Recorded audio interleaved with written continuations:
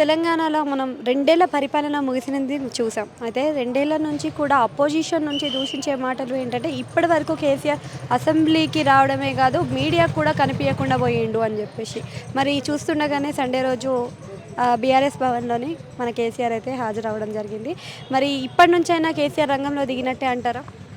ఇప్పుడు కేసీఆర్ గారు అసెంబ్లీకి రాలేదంటారు కానీ ఒక్క మీడియా సమావేశం పెడితేనే ఈ రాష్ట్రం మొత్తం అధికార పార్టీ అతలాకుతలం అవుతుంది. మంత్రులు కానీ రేవంత్ రెడ్డి కానీ ఇంతవరకు రేవంత్ రెడ్డి గారు ఇంతవరకు ఏం చేస్తున్నా అర్థం కాల. కేసీఆర్ గారు మొన్న వచ్చి టీఆర్ఎస్ భవన్లో ప్రెస్ మీట్ పెట్టడం వల్ల రేవంత్ రెడ్డి గారికి దిమ్మ తిరిగి మైండ్ బ్లాక్ అయింది. ఏం మాట్లాడుతుండో ఆయనకి అర్థం కావట్లేదు. అసెంబ్లీకి రావాల్సిన అవసరం లేదు. ఒక్క ప్రెస్ మీట్ పెడితేనే అది మొత్తం కూడా బెంబెలెత్తిపోతుంది.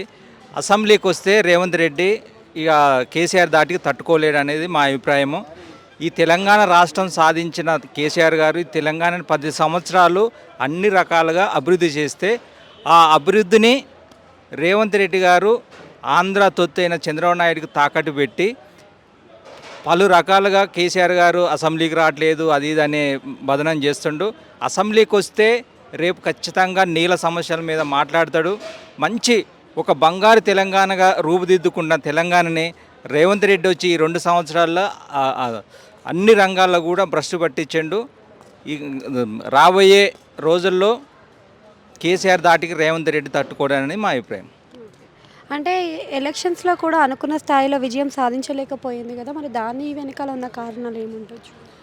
ఎందుకమ్మా మాకు 4000 సర్పంచ్లు వచ్చినాయి. ఒక వాస్తవంగా చెప్పాలంటే ఇప్పటివరకు రాజకీయాలు చూస్తే ఏ రాష్ట్ర ముఖ్యమంత్రి కూడా లోకల్ బాడీ సంబంధించింది ప్రచారం చేయలేదు. కానీ రేవంత్ రెడ్డి గారు చేశారు.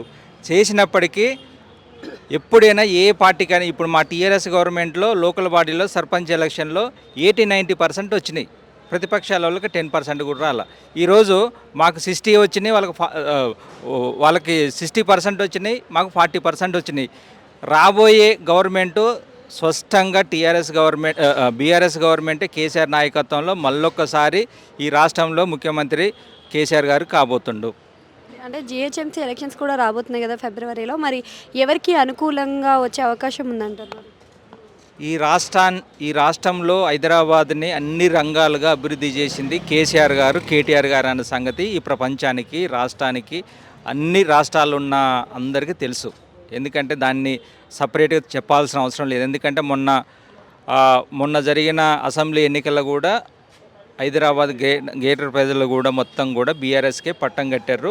రాబోయే మున్సిపల్ ఎలక్షన్ కూడా టీఆర్ఎస్కే ఘంటాపదంగా ఉంటాయని ఈ సందర్భంగా మేము టీఆర్ఎస్ శ్రేణులుగా మేము చేస్తున్నాం.